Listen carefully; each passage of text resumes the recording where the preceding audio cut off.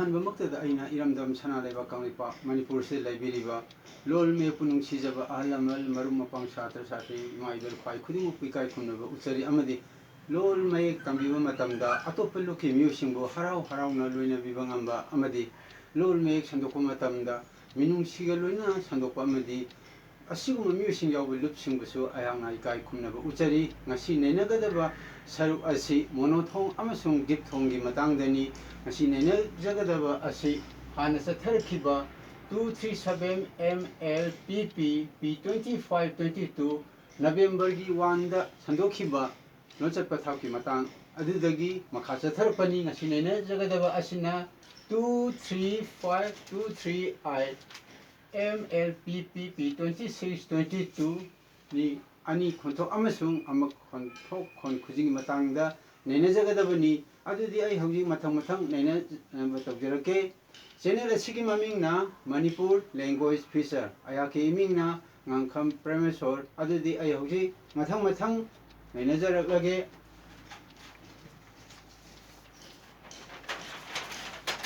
ahanbada sida yengbiu monothonggi matangda ama khon khujing pon adi monothongni khon khujingji phonim english da harga phonim hare ama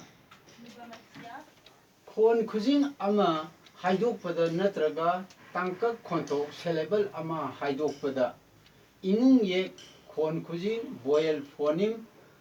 amatagi khonthok tarbadi madubu ama khon khujing monothong kawi aduna aikoina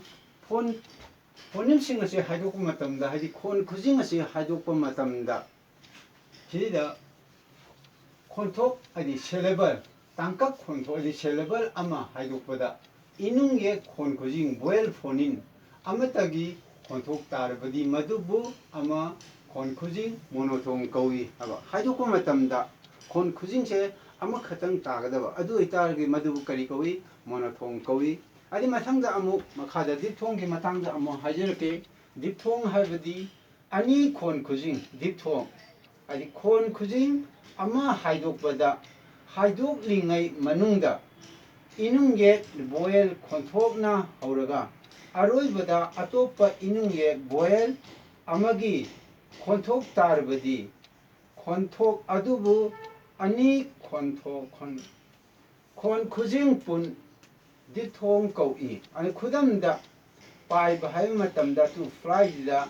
pa atia atap a I ba aduna vowel ani sing ase ani je punsillaga ama khatangda haidorakpani adi ani punbani na masibu kari kawi dipthong kawi aduga ahanbagi monothongdari khudamda ima haiba matamda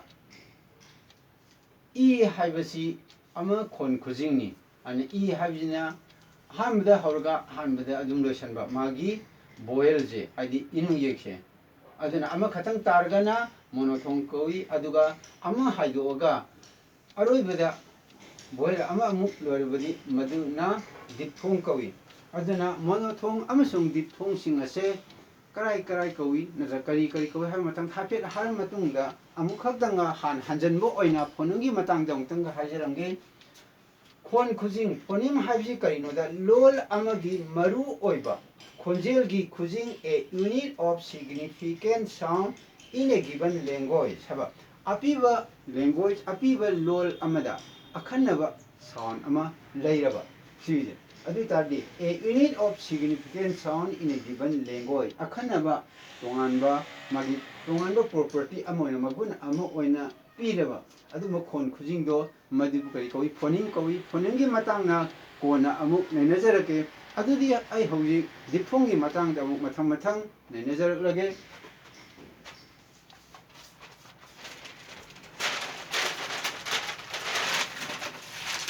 sida yengbiyo dipthong sida tongan ba mayam makhal makhal pire dipthong haibadi kainoda aina hoji haijagibaduni vowel phonim inung ye khon khujing ani inung ye ani si punsi leraga ama khatang oina haidorakpadi ahambada haubada inung ye amana hauba mathangdana inung ye amana loisanba adubu kari kawi dipthong kawi aduna inung ye se ani punsalakani aduna ahan magisina ahan vowel jini sigi parengda lerja Sina ani suba boil ni boil ani punchiner ka daini sida lai bi sina diphong duni boil ani na punchiner ka tar poduni sigi par mapa jina karino kalam jina karino haibada rising tone amasung falling tone je loinamak laiba diphong singje puna diphong je taruk lai manipuri da mitai londa kangai londa ada diphong taruk se masi rising tone amasung falling tone ji khaido aga tarani thoi sugedaba ada sina sidina example la sina word ni ada sina pronunciation ni karamna paragi habdi english ai dokoni song jina english ta leiba meaning aduni sumai tawduna manipuri londa mitai londa kanglai londa ai ui oi au au haiba diphong taruk leiribasi aikun arum ayang gi khaido aga haidi diphong taruk maksi arum ayang khaido aga diphong se punna tarani thoi lei ada ai mathang mathang example ga loina hajarake ahan bada Atya plus E equal to I haiba sina rising tone a rising tone di kai haige ta example sida kai haiba ima pronunciation di kai en sumaina pare meaning na tiger haibani ana rising tone da si le matung da falling tone da amu hajarage ai haiba falling tone da ko saina lum ana kai haiba sina falling tone or pagini sida lum hapije kai haiba ani sida makada faina line am singijina falling tone hangan bani english ta ibda sina english ta meaning da granary pukai adi pho kor kari kari pot sei man chang thambam do granary ani masangda amu ai haibusi matamda sigi dithong sidida atia atapka iga punsinare atia atapka iga punsinare ka ai haibusi da rising tone sina haiba hare english ta sumaina lere ade magi meaning di swing haiba adi nuksita posai haiba gumba aduni nuksita posai gumba haiba do ayang rising tone da adi masangda amu falling tone da di ai haiba matamda falling tone da haiba di falling tone bagini sidai lum ama habije falling tone oibani mitai meka ada english ta di matakta sanabi amu aina phaina pikna line ama singe mase haiba hani falling tone oibagi ada meaning na to say adi haiba masangda amu ahum subada diphong da ui haibisida rising tone da hui haibadi sina rising tone ni sida ire isi index finger akoi khudom bije masi kaino haib matamda hui hairaga khangnai manipuri londa rising tone da adi mite londa kanglai londa manipuri da hui haibji rising tone ni finger oi ada masangda four finger je masangda falling tone da hui haiba sidida loma ma habjala isi falling tone oi bagini ana hui na o I hui adamasi kachanabi amoina iribasi ice ire iu da matakta faina line ama singe sina falling tone sinara I le falling tone sige hui aba hui di english da harga do haire aduna rising tone ama sung falling tone rising tone da hui index finger oire falling tone da hui do haire masangda mu mari subse amu hajarake mari subsida oi haibija rising tone da di masi kari oigededa koiba sida ire koiba haibadi my meaning di go to curve roads haidi kaina akoiba lambi di chatpa increase length sangba hengalakpa haiba koiraga chatpa haitare adugi wahaidani koiba haiji masangda oi haibiji da falling tone da di koiba haiba ani sida falling tone irapani english ta ai da matakta faina line am jinglje koiba haiba sina walking haiba sumai tawduna walking haibjina aikoina walking guma chatpa sum ayukta natara nungdawaramda khongna chatpadu aduna sina falling tone sina koiba haije aduna oi haibja rising tone dana koiba haire falling tone dana koiba haire walking chatpa masangda amu au haibugi matangda amu hajerake au haibu matang sidaida atya sauna onthokre unji atya sauna to onthoga au waina leire sina rising tone da ana rising tone da masi kari oina sinare kauba haire KUBA to call a person mi ama kauba je masi rising tone eba asmai tawdana kau sidida kauba haibisida au sida luma ma hapchalaga falling tone oina sinare si matang da di kari sigi meaning oina hakta di kauba haiba kauba makada faina line ama singi je masi kaino falling tone oina kauba haibidi short of a shirt or cloth हाइदि फ्रिट अमा नत्रगा खुंगा अमबु अरबसु तेन मदु मदु करी कवी कौबा अना खंगनेबा तेन मदु सुमाइ तौदना मथंग मथंग अमु मखादा हाजरके आव हाइबा मतमदा अत्या atap a unji aw haire sina rising tone ni sina kaw ba haire rising tone da atya mathakta phaina lainam singe sina long tone oibagi ni kaw ba hai tar ga di english ta forget adi ningsing da ba haibo masanga amu